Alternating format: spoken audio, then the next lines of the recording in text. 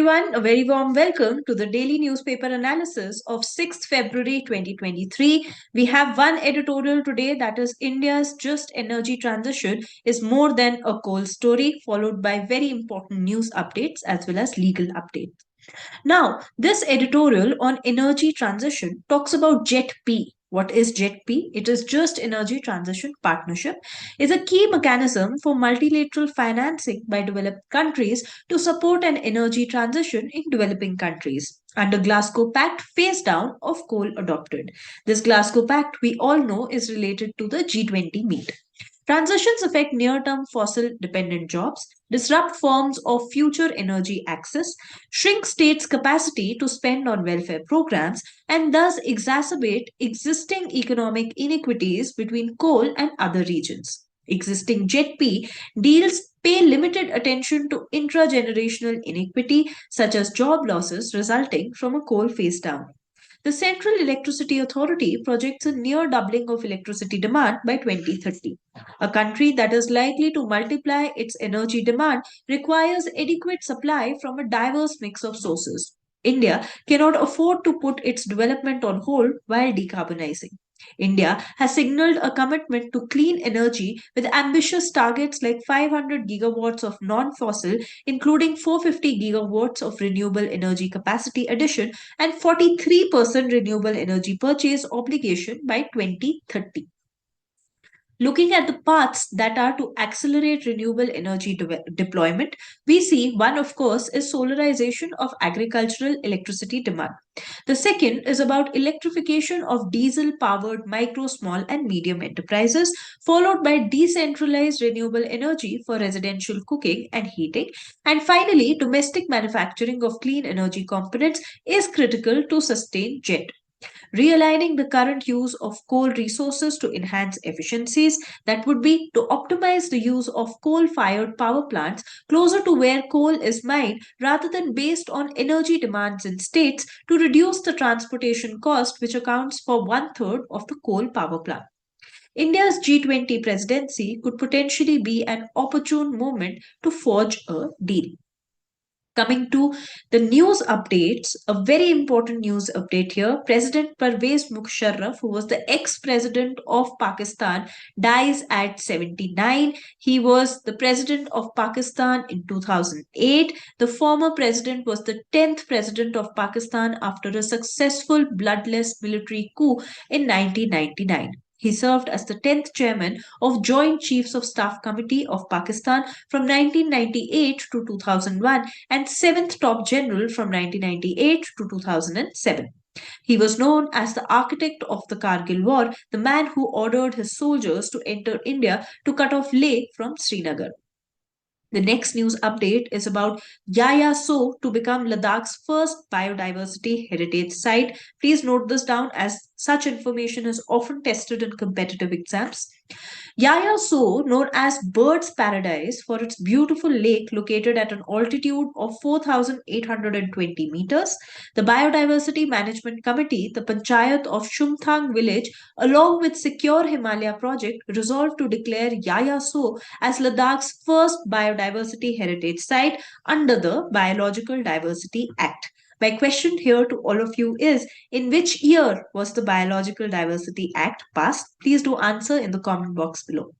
The third news update tells us about Nagaland Patanjali Food Private Limited sign an MOU on palm oil cultivation for development and area expansion under palm oil cultivation and processing for Zone 2, that would be Mokuchung, Longling and Mon districts of Nagaland under National Mission on Edible Oils Oil Palm, that is NMEOOP.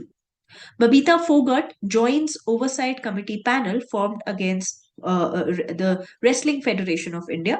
The Oversight Committee is looking into claims of sexual misbehavior, harassment, and or intimidation, as well as financial and organizational irregularities made by well-known athletes. The committee was established during the IOA's Emergency Executive Council meeting earlier this month, which was also attended by the IOA President PT Usha, Joint Secretary Kalyan Chaube, and people like Yogeshwar and Abhinav Bindra.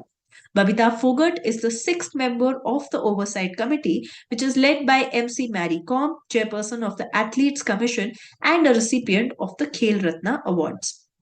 Saudi Arabia to host 2027 Asian Football Confederation Asian Cup. Saudi Arabia was declared the host of the 2027 Asian Cup by Asian Football Confederation at its 33rd Congress.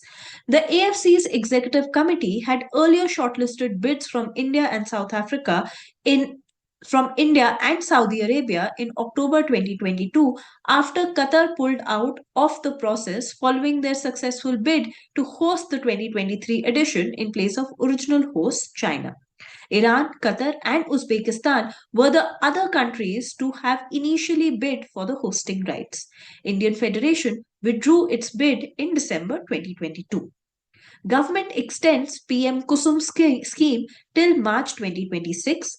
Launched in 2019, Pradhan Mantri Kisan Urja Suraksha Evam Uttam Mahabhiyan PM Kusum is aimed at adding solar capacity of 30,800 megawatt by 2022 with total central financial support of rupees 34,422 crore including service charges to the implementing agencies.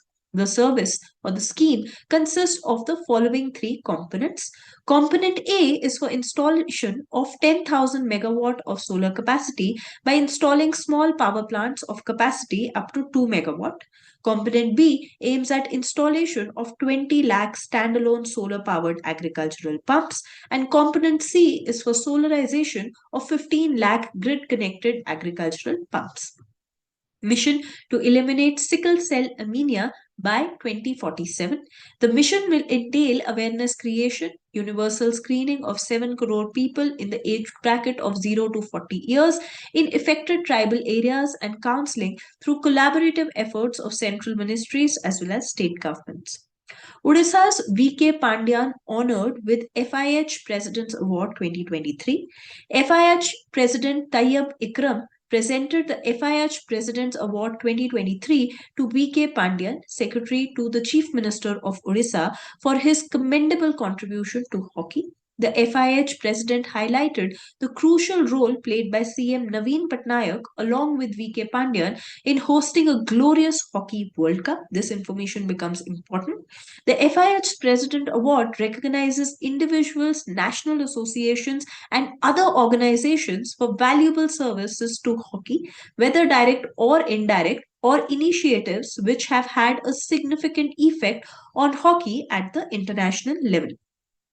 Coming to the legal update, in the case of Talat Sanvi versus State of Jharkhand, it has been held interim victim compensation cannot be imposed as a condition to bail. This has been held by the Supreme Court. The Supreme Court observed that interim victim compensation cannot be imposed as a condition for bail. The court opined that the objective is clear that in cases of offences against body, compensation to the victim should be methodology for redemption. To prevent unnecessary harassment, compensation has been provided where meaningless criminal proceedings had been started. Such a compensation can hardly be determined at the stage of granting of bail. So, friends, this was the thorough newspaper analysis for today. Stay tuned for more. Thank you.